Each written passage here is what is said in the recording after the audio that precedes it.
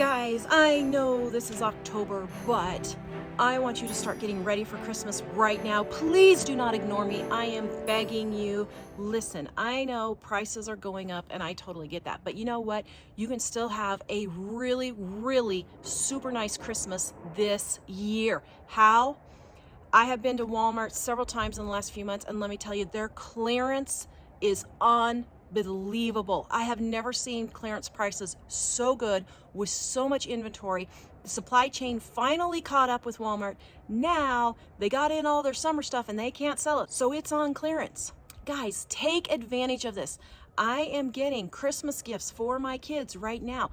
They have pajamas, they have socks, they have underwear, they have garden supplies for us gardeners who need a few more gnomes in our garden. I need a few more. Mike might beg to differ, but he encourages my gnome obsession, so I have to love him for that.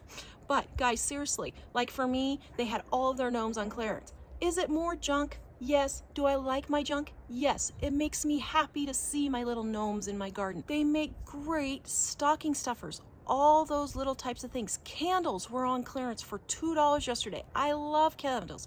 I like to have one during my bath. I like to have one when I'm sitting in the evening. I love candles, especially those woodwick candles. Oh my goodness, those are my absolute favorite. They're ridiculously expensive. I totally get that. So what do? I ask for those kinds of things for Christmas. And when I find them on clearance, I'll either buy them and have Mike give them to me for Christmas, or I'll send Mike down to the store to go pick them up. Pillows. I love decorative pillows, and I'm wanting some new ones for our new house. $1. They had the pillows for $1 at Walmart. I got me some new decorative pillows. They are having all kinds of things on clearance. I saw coffees. I saw chocolate bars. I saw men's gadget type things, men's razors. All of those types of things were on clearance. It was absolutely crazy. School supplies.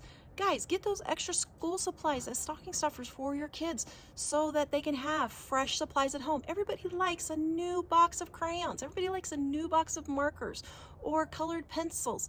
Art supplies. I've gotten into painting. I've shown you guys a couple of my paintings. I like those kinds of things. I would love to have some fresh supplies for Christmas. This does not have to be a blue Christmas. Get started now buying your Christmas gifts. Get those socks on clearance, get those slippers on clearance, get those pajamas on clearance.